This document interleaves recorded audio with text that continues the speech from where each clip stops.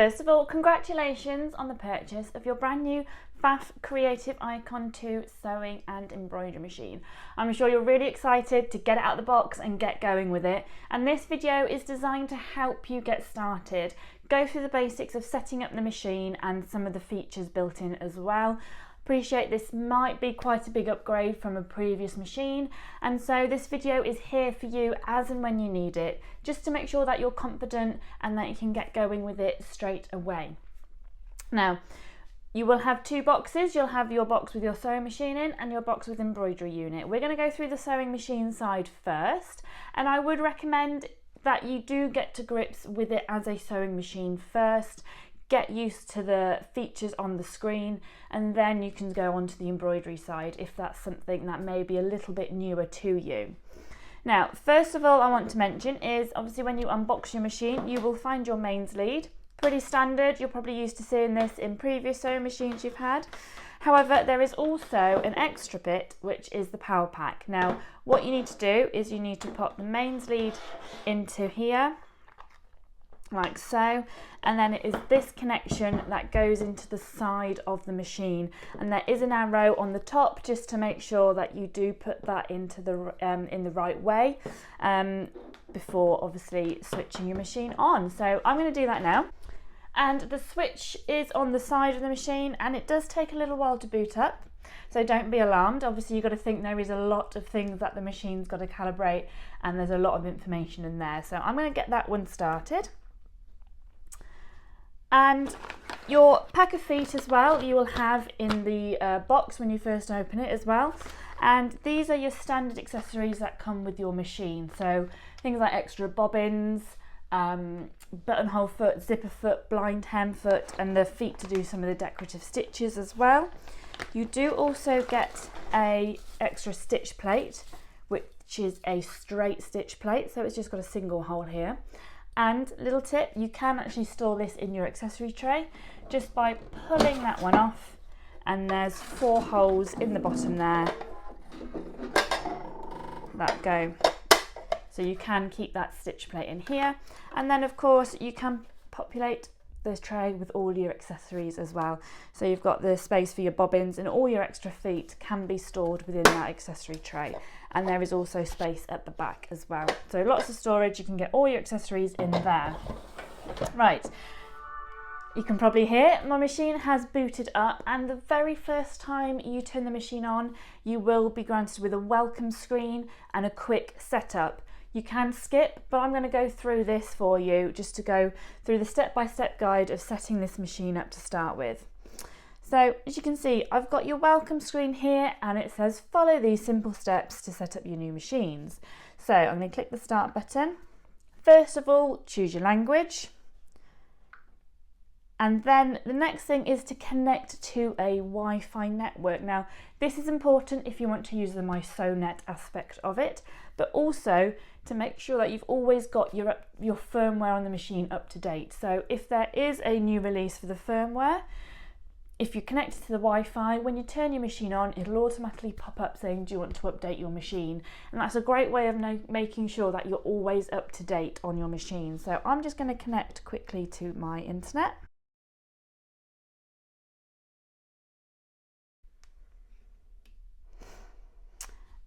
Okay, now that's interesting. As you can see, my machine is a brand new machine out of the box, and it's already come up saying there is a new firmware update available. So I can either do this now or I can do it later. You can carry on using the machine whilst it's downloading that firmware, so don't worry. It's not going to stop you from doing anything, but then when it comes to actually updating the machine, it'll turn off and then back on again. And it gives you a quick description here as to what that update will do. I'm going to do this a little bit later. And then you can connect to MySonet. Now, if you've already got a MySonet account, brilliant, great. If you've had an Icon 1, then chances are you have. If not, all you need to do is head to mysonet.com, and it's completely free to set up an account. All you need to do is have a username, such as an email address, and set up a password. And that allows you to have access to the free basic software straight away. So you can set that up for free. It might be that you've actually already got the software, so you've already got an account or you've set up an account previously. So you log in here. Okay, so once that's signed in, you can then enter your name. So because my name is registered to my MySonet account, it's already popped it up there, but you can change that if you want to. And then you can actually name your machine. So some people like to give their machine a name. Some people might have that, especially if you've got two Wi-Fi machines and you're trying to send things from your computer. If you give it an obvious name, it's easy to recognise, or you just might want to call it something quirky. But for now, I'm just going to leave mine as Pfaff Creative Icon 2. If you did want to change it, you just tap on it and it brings up the keyboard for you to change it like so. And then you can change your theme. So if I just zoom in a little bit here. So the sort of purple Aurora Dark comes on as standard, but you've got all these different options of backgrounds. You can go in and change these at a later stage, but it might be that a particular colour works better for you, or you might just like it. So you can change the colour of the theme by clicking one of those. I'm going to leave mine as is for now. And then it will pop up with a activate your 30 days free subscription library. That will be and it tells you to go onto the website to do that. And then we go on to some little quick tips. So quick help, use the question mark at the top of your screen for some quick help. It tells you what the help centre is. And then quick instruction on how to actually use the touch screen. So the touch screen is very similar to that of a smartphone or a tablet. So you just use it exactly the same way. And then we are onto our home screen. So once you've done that initial setup, every time you turn your machine on, this is the home screen you will be greeted with. So you can see we've got sewing, embroidery, and then the MySonet. And you've got a couple of icons along the top right hand corner here. Question mark, which the sort of the tips at the start have said about. And then we have got our help center. So that might be probably the most important one to remember, is right in the top right hand corner. It's got a little book with a bookmark hanging out, and that is your help center. And this is where you will find all your techniques and tutorials, your quick start guide, user's guide, sewing instructions, and some guides for needles, accessories, and stabilizers. So remember that button in the top here will probably be the most popular one, especially when you're just getting started. So like I said, we have got techniques and tutorials. So within this, there are lots of videos and step-by-step guides, not only for specific features of the machine, such as some of the exclusive stitch techniques, but also just general sewing techniques as well. So it's got garment techniques, it's got quilting techniques, it's got embroidery techniques. So it might be, like I said, embroidery might be the newer side of things for you. And there are lots of different things you can do with embroidery. We've got all the techniques here listed here, and each one will have a step-by-step guide. Sewing techniques is where you will find the exclusive stitch techniques, which we will cover a little bit later on. But it might be, for example, you need a little bit of help with a invisible zipper, if it's something that you don't do very often, and it brings you up a step-by-step guide. So we have got here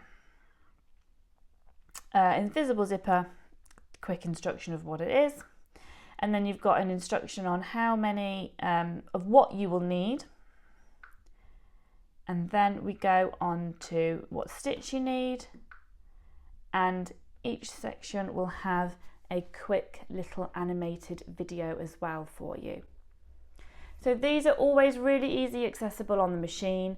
And as I said, if it's a technique you may not have done for a while or you've not done before, they are really useful just to remember that they are there.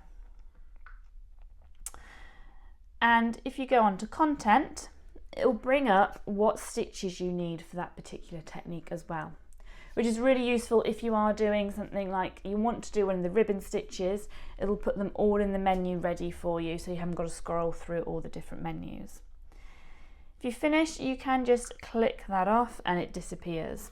and I'm just going to go back into the help center, and it will take me back to where I started. There is a quick start guide in here as well, and that will cover things like threading, setting up for embroidery and setting up the machine. So they are there to hand. We're going to go through them in this video as well, of course, but they are available on the screen as well. If I just go back to the home screen, the other icons along here, so you've got your account details there, so that's just your user profile, and then you've got your project book up here. So that sort of open book is essentially whatever project you were working on. By going through the help guide, it will remember the last one you were on if you need to get back to it. And the question mark along the top here, that is really useful. It's a really quick, helpful guide. So you tap that first, and then if there is a symbol on screen that you're unsure of what's for, it'll pop up with a quick explanation. So for example, touch to open sewing mode. So that's a really quick, handy thing, which is always on screen as well. Okay, so now I'm going to go into sewing mode and have a look at some of the information on the screen here. Whenever you turn your machine on in sewing mode, it'll always default to a straight stitch, and it'll display it in the middle of the screen here. Along the top here, you've got your foot recommendation and whether you should have the IDT on or not for that particular stitch. And then along the bottom here, you've got various different options. So we're going to have a bit of a closer look at these now. So first one is your save function. So if you adjust a stitch or combine stitches together and you feel it's going to be a stitch you use on a regular basis, you can actually save it to the machine by hitting that. It might be that it's a fairly regular stitch, such as a zigzag, but you know you're always going to use it on a particular width and length setting, so you can save that to your machine so you don't have to adjust it every time you go to the machine. Now, the edit stitch, if you press on that, that brings up where your length, your width and your tension settings are. So they're not always on display. They're in the edit stitch menu here, and you just push the button on the screen to take it up or down either way. Now, if you're like me, I'm adjusting my length of a stitch more often than not, and potentially the position or the width as well. So what you can do is you can actually make these available on the home screen. Now, what you need to do to start off with is go into settings, which is in the right top hand corner of the screen. It looks like a little cog. Okay, and then on your machine settings, you have got the option down here. It says canvas/workspace customization. You need to make sure that that is ticked. Okay, it may not automatically tick it as default when you get your new machine. So you need to select that on the machine. So you've got a tick like so, and then click OK at the bottom here. Now, if we go back to have a closer look at that edit stitch menu, you'll now see that I've got a little white box with an arrow, which I didn't have before. So I'm going to touch on that and it will highlight it orange. Now what I can do, I can take my most used aspects of it and put it onto my main screen. So like I said, I use the length a lot, so I'm going to drag that and put it up on my screen, and my width, or in this case its position because I'm on a straight stitch. And you can see now that they are displayed on the screen, and you can put them anywhere you want.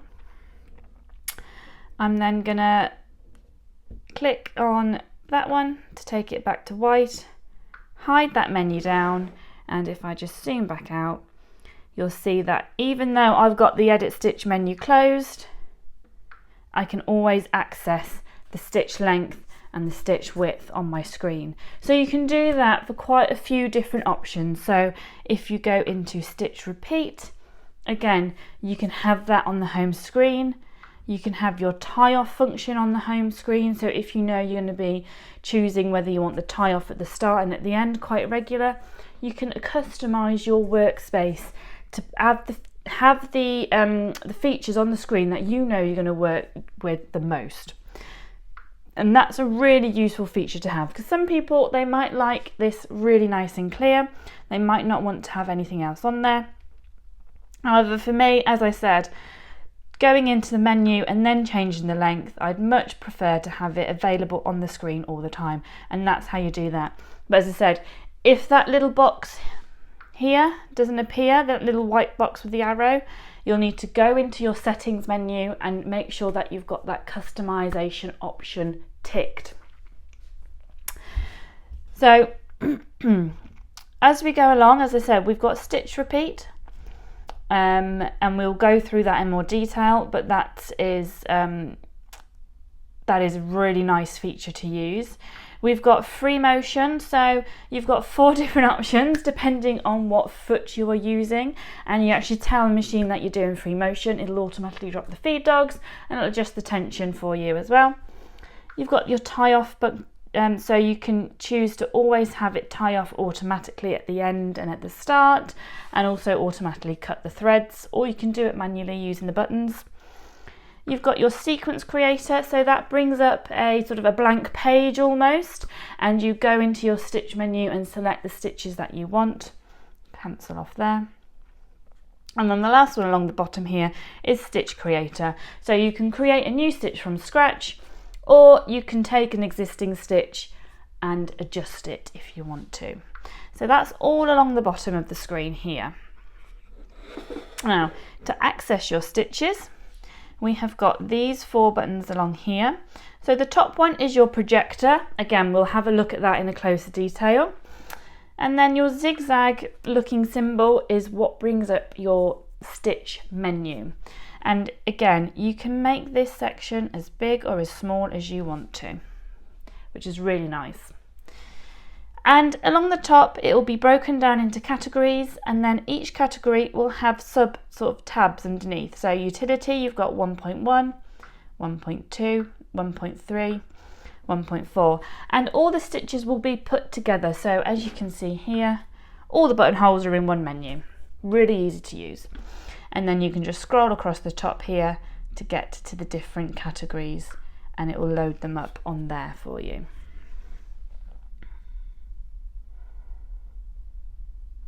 Okay, and to select your stitch, you just tap on it, it'll highlight it orange, and then when I move this out of the way, it comes up on the screen. If you select a zigzag and you want to take the length up or down, it'll actually start to change it on the screen as well, and the same for the width. So if I make that wider, it will actually adjust it on the screen to give you an idea of how it's going to look within that 7mm gap. And you'll notice here, if you take it away from its default setting, the background will change to orange and go back to white when it's back to its default setting.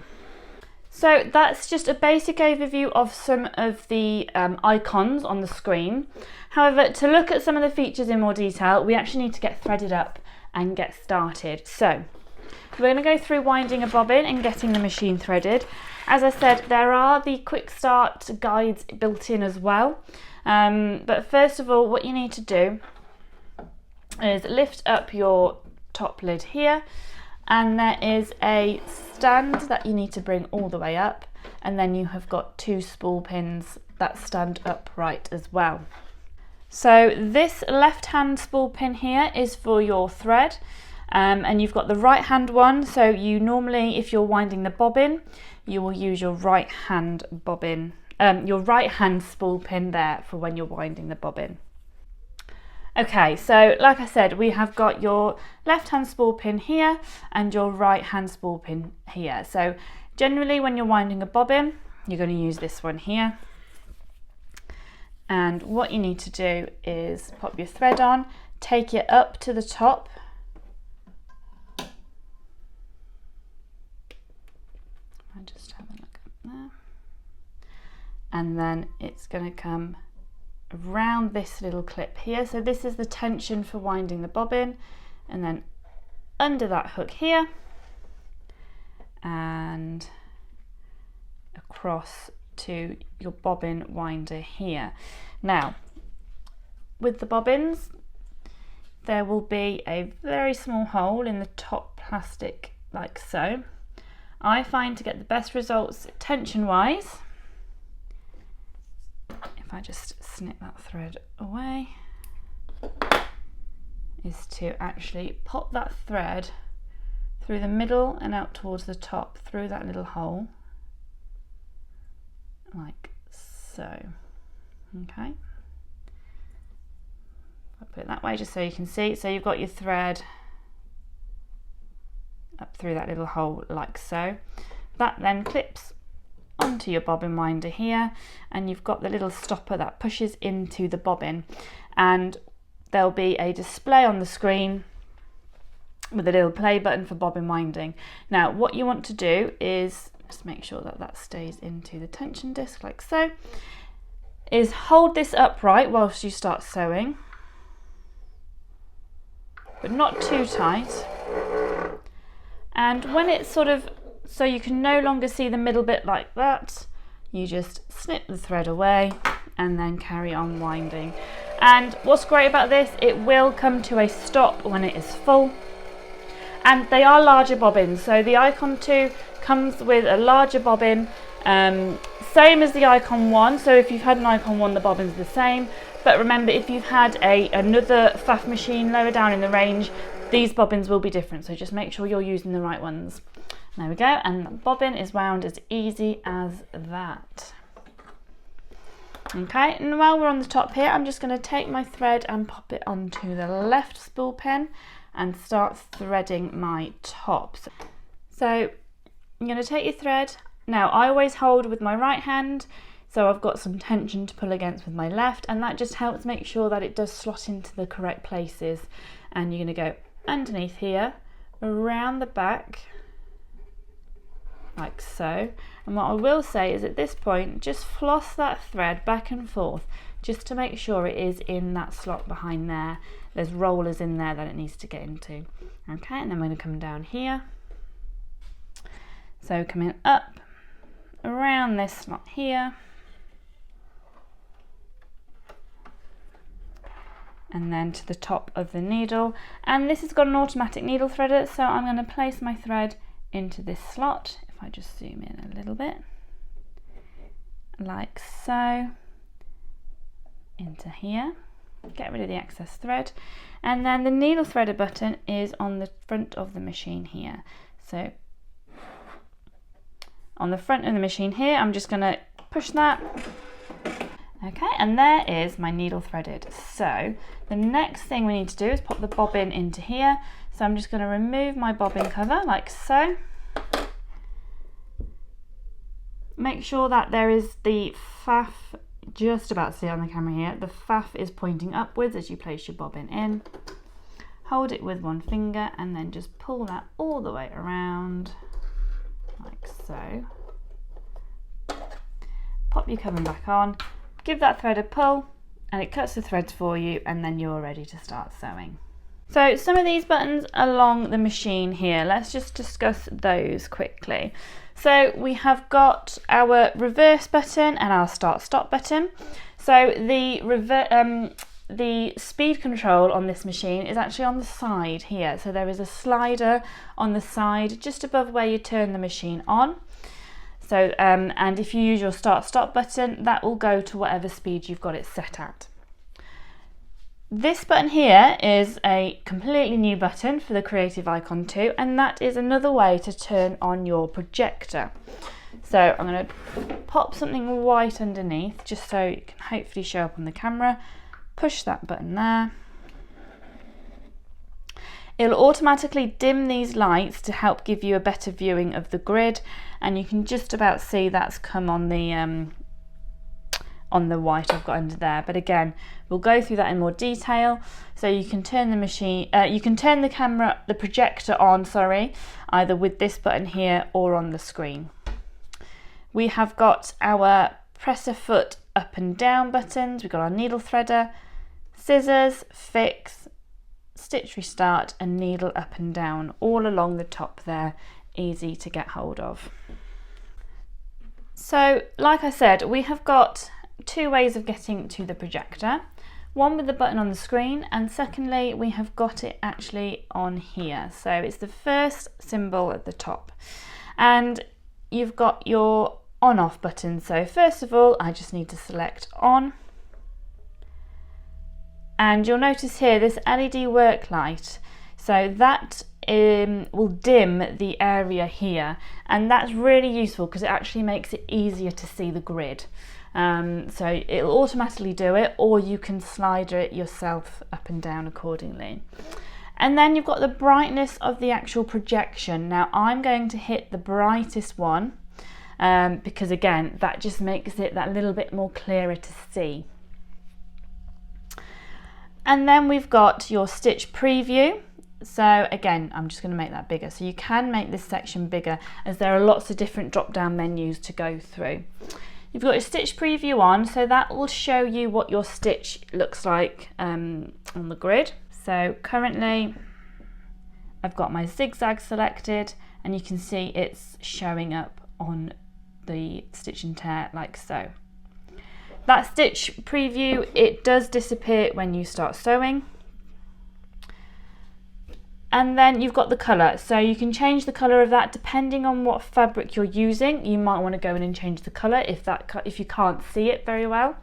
And to do that, you've got your quick sort of colour here, or you go into your colour wheel and it brings up the choice to choose any colour you want. So have a play with that. As I said, depending on your fabric will depend on what colour you might want that to be. You've then got your grid options, so I'm just going to close down the stitch preview. You've got your grid options. So as a default, the grid will go to a 10mm square and a grid colour of green. Again, you can change that. You might find that that generally works best, but it might be that you do need to change that, like I said, depending on what colour fabric you're using. But you can change the grid size by going up and down on these buttons here. So if I move them up, you can see that those grids are getting bigger. Move them down and they get smaller. So you can adjust it to whatever size you need. You can also change the position. So you can move it left to right, and you can see that now that stitch preview is going in the middle of a square rather than along the line. And you can also change the angle as well, so you can actually change the angle of the grid. So you've got all these different options. You've then got your stitch guide. Now the stitch guide is currently a red line along here. So I'm just going to move it over so that you can actually see it. There we go. So you can see now you've got a stitch guide, which is this red line here. And again, you can move that left to right to however you want. It depends on what you're using it for. It might be that you want it on a particular seam allowance as that extra guide as you're sewing, so you can move it left or right. And again, you can change the colour as well. So it's currently on a red, and exactly the same as the other choices, you go into that colour wheel and you can change it like so. You can also turn a second stitch guide on, so this is the very last option in the menu. It doesn't turn on as default, but you can turn that on and it'll automatically come on at an angle, like so. So you can see here now I've got two stitch guides. This is really useful. I've used this one before when doing strips of bias binding together. So rather than having to mark my 45 degree on my fabric, I can use this stitch guide like so. And you've got all those same options, so you can adjust it, you can adjust the position and just play around with it depending on what you're using it for. So as I said, you can then just turn your grid off by using that button there. Okay, so we're going to start sewing now and just go through some of these features as they are sort of working, so to speak. Now we've talked about these icons along the bottom here, and I've explained how you can customize your edit stitch sections on the screen. And now we're going to have a little bit of a closer look at the stitch repeat. Now there are two options. There's patchwork program and single stitch program. But basically what it allows you to do is to tell the machine the set amount of stitches that you want it to sew. So if you are sewing sort of straight line stitching over and over again, perhaps on a quilt, or if you're joining pieces of fabric together, you can set it to the length so that every time it will stop exactly where you need it to. And you can also use this on decorative stitching as well. So if you're doing rows of decorative stitching, you can set it to the right length every time. Now to start with, I'm just going to leave it on a straight stitch, and I'm going to select the patchwork program. Now what the patchwork program does is you sew your length of fabric, and you're actually going to use the reverse button when you come to the end. And what that does, it will memorize that length, so like so. So like I said, I'm just going to use a straight stitch. I'm just going to slow the machine down a little bit, and I'm just going to pop my presser foot down, and I'm going to start sewing. Now when I get to the end, I'm going to hit my reverse button. Okay, and that stops the machine automatically. I'm just going to cut that. And so now what I'm going to do my next row.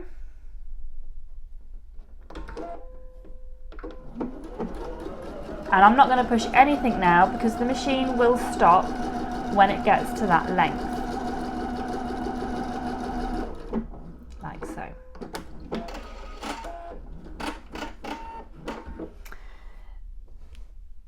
So you can actually program the machine to do a set length time and time again. And if we have a look on the screen, it actually tells you how many stitch repeats that particular program has. So, and then it's automatically highlighted the single stitch program. So you can manually put how many stitch repeats you want, and it adds them on the screen. You can see here it's adding more. I also use it if I am doing tapering, so you'll notice along here, if I choose a decorative stitch, now the majority of decorative stitching, this will happen. There'll be the odd one that you won't be able to do this with, but you'll notice that an extra icon has appeared along this right hand side, and that is my tapering stitch. So for example, if I hit that one, that disappears. I'm not able to do tapering with that particular stitch for whatever reason. But the majority of stitches, you will notice that this option is here. So what I'm going to do, if you select it, you can actually choose your angle of how you want your stitch to finish and end. Now you've got multi, or you can just choose the beginning and end as individuals. However, for this particular exercise, I'm going to choose 45-degree angle at the start and at the end. And I'm going to go into my patchwork program. Okay, so I've got the patchwork program highlighted, and what happens if I just lift that up a little bit, you'll notice that that reverse button is actually displayed on the screen, and that is telling you that you need to use your reverse button in order for the feature to kick in. And while we're here, I'll just cover one of the other features as well, which is the AI, or the presser foot recognition. So on your screen here, it actually comes up as an orange sort of lettering. So I've currently got the 0A foot on, however, it's actually recommending me the 2A foot. And so this warning has appeared here because the machine has recognised that I've got the incorrect foot on for this particular stitch. So if I remove my presser foot, it will actually come up no presser foot on. And if I put the correct foot on, that disappears, so I know that I've got the correct foot on. So that's really handy, especially if like me, sometimes if I've done a zipper or something and it was the last thing I've done, I've left that foot on and not even thought about going back to your standard foot just to do some more sewing. And so this really highlights the fact of when you've got the incorrect foot on. So I'm going to take my fabric and I'm going to put a little bit of stitch and tear behind it, just because I'm doing a satin stitch. And I'm going to start along the edge like so. And so what it will do, it will taper that stitch to start with, and then it will carry on sewing until I hit that reverse button. So I'm just going to speed this up a little bit.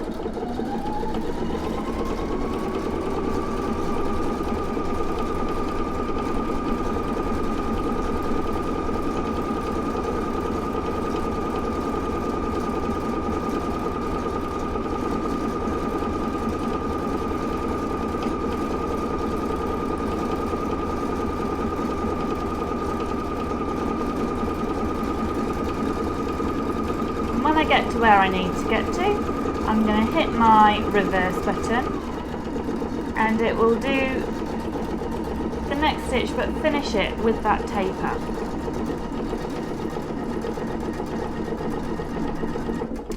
Okay, and I'm not going to touch anything. I'm going to hit my needle down button, and what that does, it'll automatically lift the presser foot slightly so I can turn at a 45-degree angle. And what might be really useful at this point is to actually use it in conjunction with your grid. Because if I just zoom this in a little bit.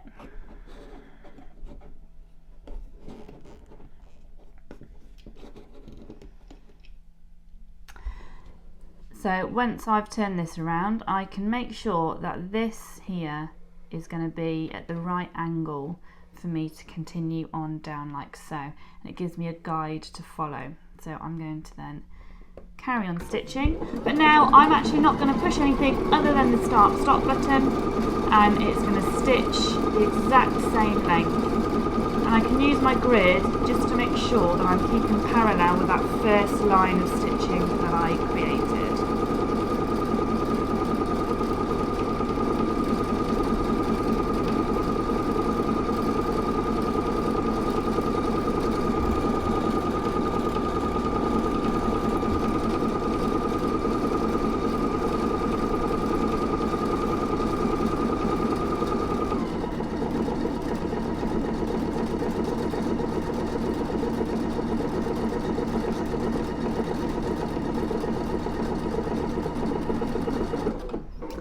Go, the machine has come to a stop.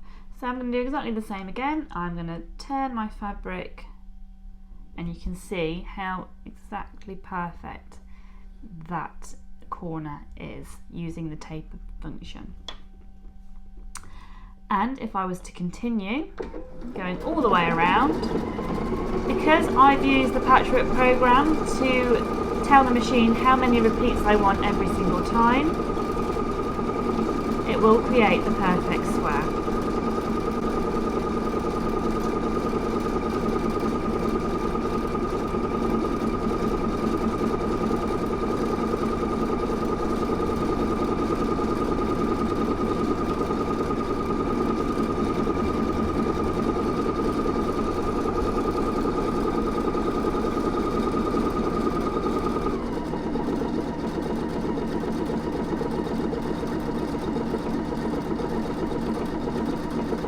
So this is perfect for creating borders, perhaps around the edges of napkins, etc. Okay, so you can see there I've started to create my square using the Patchwork program, and you can see, so I've got 1, 2, 3, 4, 5, 1, 2, 3, 4, 5, 1, 2, 3, 4, 5 every single time. Okay, and then we're going to have a look at the sequence creator. So this, like I said earlier, it brings up a blank page, so you can combine different stitches together. You can do lettering, you can do font, and you're going to do that exactly the same way as how you would choose any stitch. So you've got your stitch menu here. I'm just going to drag that one out. Oh, and choose a decorative stitch. The main difference is that it'll only bring in one repeat like so. So it'll bring up one of that particular stitch. I can then go in and choose a second one.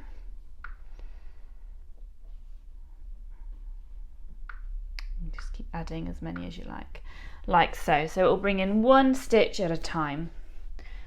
You can then also access your fonts through this menu as well. So if you do want to do some writing, you go into your sequence creator and it will load your fonts that are available.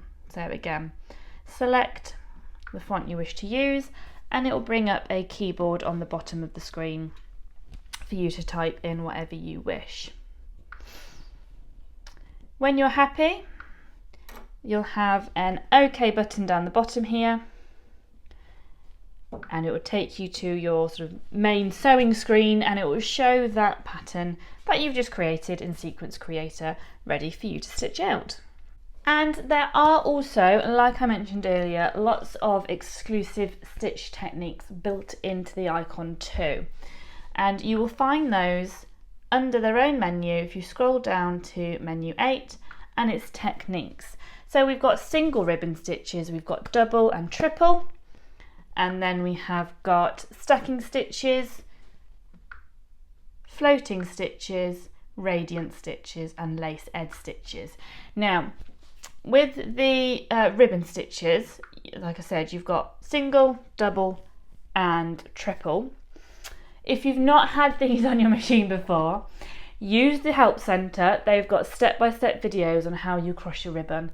Get used to the single ribbon first, and then go on to your double and your triple. They are really easy once you get going, but you have just got to make sure that you start off the ribbon in the right direction to start with.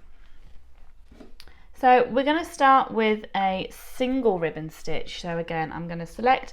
Now there is also written instructions. So if I use my question mark at the top of the screen, like so, so I've tapped it so it's highlighted, and I tap on the stitches, it has got, for these stitches, a ribbon size of 2 to 5 mil is suitable, and then it tells you step by step, activate needle down, sew until the machine stops, place the ribbon in front of the needle, etc, etc. So you have got that option as well. However, I appreciate some people, me myself included, especially with the triple ribbon, if I've not done it for a little while, seeing the video actually is a better way of visualizing. But you have got that quick help there on each of these techniques if you just want a quick reminder of how to do it.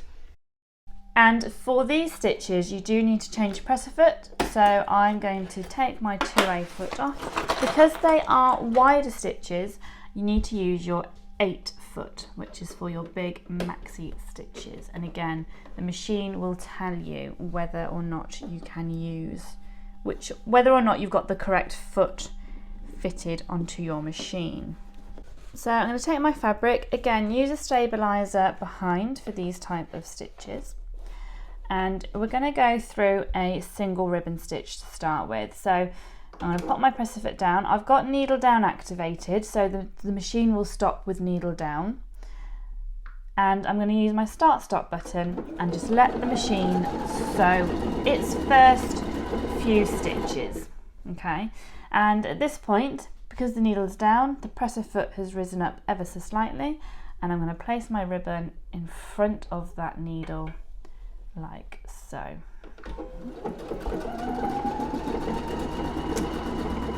Press the start button for it to do its next little bit, and then this is where you then need to fold the ribbon over and go back under the foot out towards the other side. So this is where master the single to get used to that flipping of the ribbon from left to right. And again, I'm going to pop that ribbon back over the front of the needle, press start, and then just carry on for as long as you want.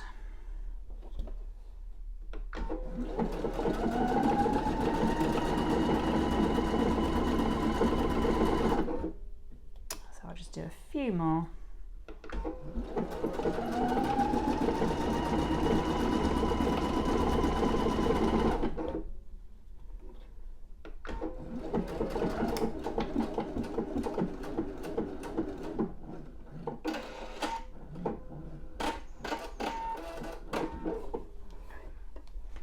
And there we have your ribbon stitch. So they are a really nice way of adding something decorative.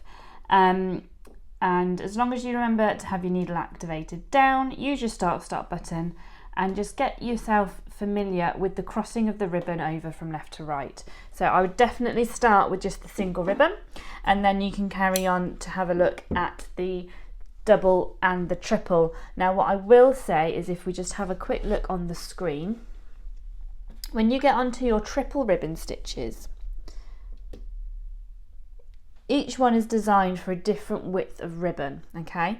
So I always use my question mark and I just tap this, the screen on the triple ribbon stitches, and it actually tells you which stitch number is suitable for which width of ribbon, because it will make a difference to the end result. So if you're using too wide a knit ribbon for that particular stitch, then it just won't look how it should.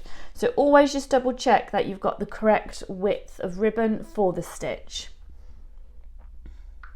And as I said, you can see roughly on the screen here that as you come up the stitch numbers, it's to use wider ribbon, but they're designed to use for those particular stitch, particular width ribbons. So make sure you do double check.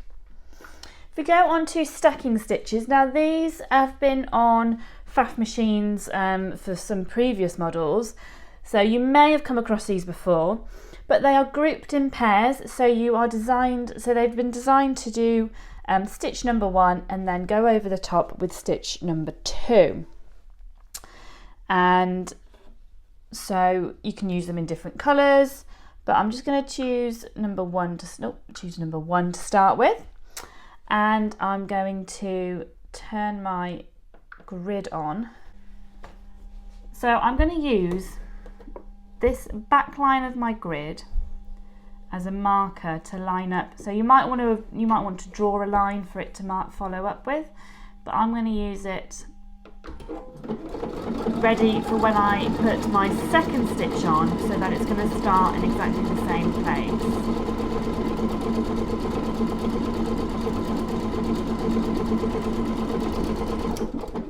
So I'm just going to do one repeat because they do take a little while to stitch out. And then I'm going to select stitch number 2 and I'm going to go back to the start. And again, you've also got the stitch guide here, so you can use lots of different markers to make sure. I'm going to put my foot down and just make sure that that's lining up where I need to. And then I can stitch the heart over the top.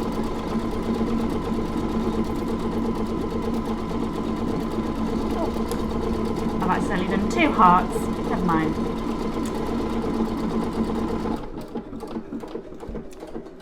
But as you can see, by using that grid and having a line to follow, you can make sure that you start in the same place, because that's what's really important with those stacking stitches, is that you start in the same place so that they line and sort of cross over as and when they should.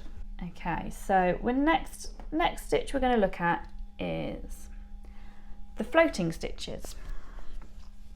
Now again, there are 2 ways to use floating stitches. And don't forget, you've got your question mark. You can just bring up a description. So you can use it as decorative, or you can use it to sew 2 pieces of fabric together. However, I'm just going to use it as a decorative. And the foot that you need to use for this is a bi-level foot, which does come with your machine. And it looks like this. So you've got your guide in the middle, which will butt up against the raw edge, your folded fabric. Selected my stitch, and like I said, I'm going to turn my projector off because I don't need it for this particular bit. Now, if you're using this as a decorative way, you will, let me just change the foot over.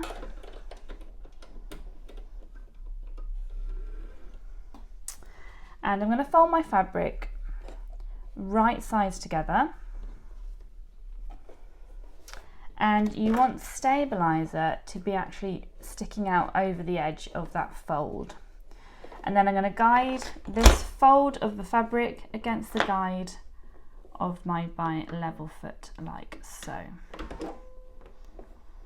and then just keep that running along that edge as I sew down.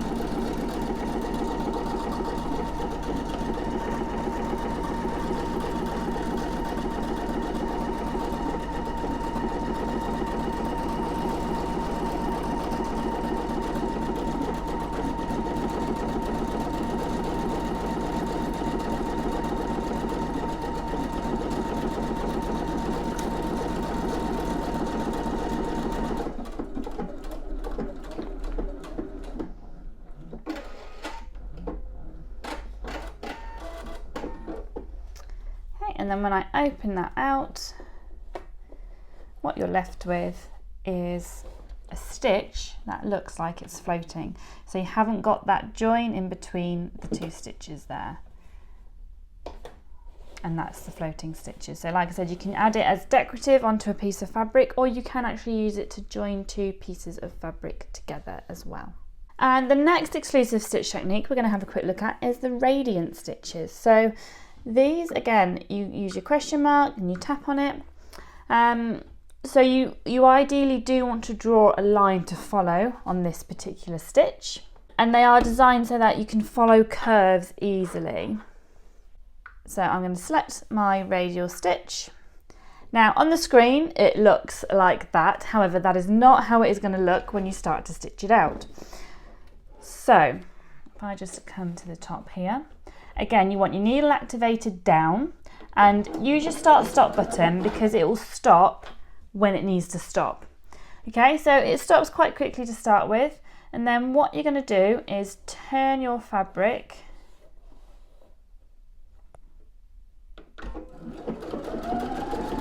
let it sew and then go back to the original way. Now you can turn your fabric anti-clockwise or clockwise and you'll see all it does is it takes that decorative aspect of the stitch in an alternative way. So it's entirely up to you which way you want it. You can do it alternate like what I'm doing here. So I've done this just to show you that you can have them going in both directions. And you're just going to turn your fabric from one way to the other. And because you've got that joining line in between, that's the line that you would sort of follow around a specific marked line.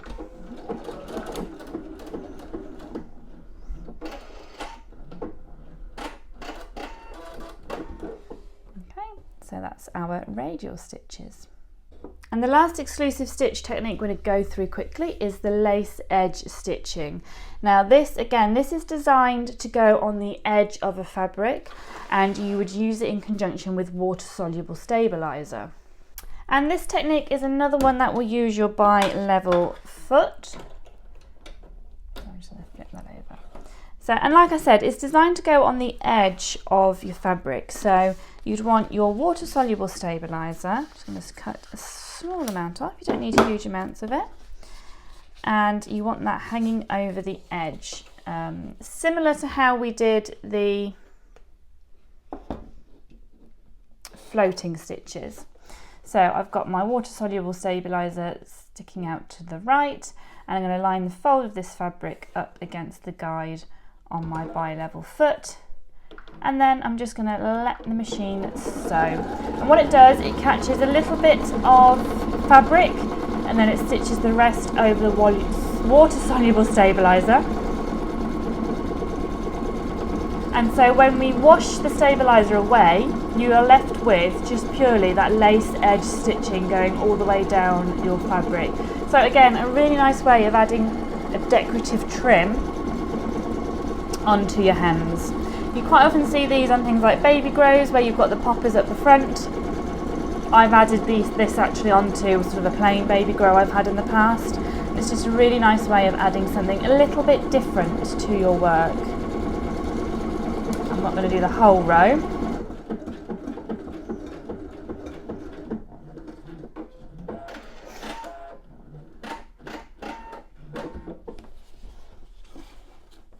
And there we are, we are left with a nice neat row of stitching once this is washed away. So as I said, this video is designed to help you get started with some of the basic features of the Pfaff Creative Icon 2. Get you started and get your confidence growing, and to experiment with some of those features and techniques that you may not have used before. We will be doing follow-up videos that go into more detail on the Pfaff Creative Icon 2, so make sure you keep your eye out for those. And thank you for watching, and we hope to see you all again soon.